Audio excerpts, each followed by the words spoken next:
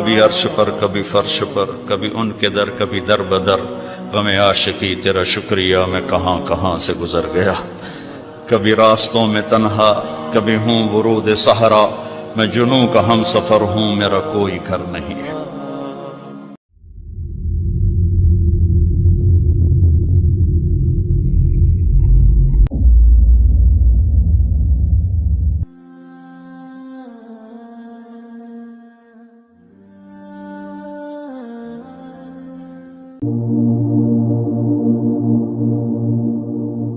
غذا سادہ کھاؤ، رات کو جلدی سوو، صبح جلدی اٹھو۔ میں پوری دنیا پہ ابھی افریقہ کے 8 ملک پسماندہ 5 بجے کے بعد بازار بند ہوتے ہیں، یہاں رات 9 بجے شاپنگ کے لیے نکلتے ہیں۔ میرے رب نے رات سونے کے لیے بنائی، دن کام کے لیے بنایا۔ اتنی نحوست ہے کہ 12 بجے تک بازار نہیں کھلتے، 11 بجے تک بازار نہیں کھلتے۔ میرے نبی نے فرمایا جعلت البرکۃ فی بکور امتی، میری امت کی صبح کے وقت میں برکت دی گئی ہے۔ میرے نبی نے فرمایا صبح کے وقت میں رزق تلاش کرو، صبح کے وقت میں اپنے رزق کی طلب سے غافل نہ ہو، سو نہ جاؤ۔ اب سارا تاجر صبح سوتا ہے، ساری منڈیاں سارے بازار رات 11 بجے تک کھلے ہوئے ہیں، بچوں سے دور، بیویوں سے دور۔ رات 11 بجے دکانیں چھوڑتے ہیں، 12 بجے کھانا کھاتے ہیں، بچے یا سو چکے ہیں یا اپنے ٹی وی پر مشغول ہیں، یہ 12 بجے کھانا کھا کے ہی سوتا ہے، سارا کھانا پیٹ میں زہر بنتا ہے، پھر پیٹ پھول پھول کے باہر، پھر جناب شیخ صاحب ٹوٹتے جا رہے ہیں، آپ سجے پاسے تھے پیٹ کھبے پاسے، اور پھر ڈاکٹروں کی چاندی، کسی کو بلڈ پریشر، کسی کو شوگر، کسی کو ہارٹ، کسی کو کچھ، یہ سب فطرت کی زندگی کو چیلنج کرنے کا۔ یہ ساری لوڈ شیڈنگ اللہ کی قسم ختم ہو جائے گی۔ شام مغرب پہ بازار بند کرو، صبح اٹھو، سارا یورپ، سارا امریکہ، سارا چائنا، سارا افریقہ میں جہاں پھر کر آیا ہوں، 5 بجے بازار بند ہیں، 9 بجے سناٹا ہوتا ہے، ہو کا عالم ہوتا ہے، تمہارے 9 بجے لبرٹی سے گزرا نہیں جاتا ہے۔ کیا ظلم و ستم ہے، نہ دین جانتے ہو نہ دنیا جانتے ہو، نہ تم دین کے واقف ہو نہ دنیا کے واقف ہو، دنیا سے بھی جاہل ہو، دین سے بھی جاہل ہو، دنیا کا بھی ظلم کر رہے ہو، دین کا بھی ظلم کر رہے ہو۔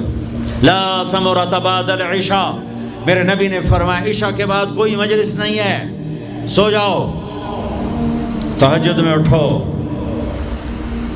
12 بجے کے بعد جو آدمی سوتے ہیں ان کے جسم کی ریپیئر ہوتی نہیں ہے، جو دن میں سوتے ہیں ان کے جسم، نیند مستری ہے، پلمبر ہے، آپ کے پوری باڈی کی ریپیئر کرتا ہے نیند کا نظام، لیکن جب آپ 12 بجے کے بعد سوتے ہیں یا فجر کے بعد سوتے ہیں وہ کام ہی نہیں کرتا، وہ کہتا میری چھٹی میں نہیں کرنا۔ جب آپ 10 بجے سو جاتے ہیں وہ پورا ایکٹیو ہو جاتا ہے، پورے جسم کو چست کر دیتا ہے۔ جب آپ صبح 4 بجے اٹھو، 5 بجے اٹھو تو آپ تازہ ہوگے۔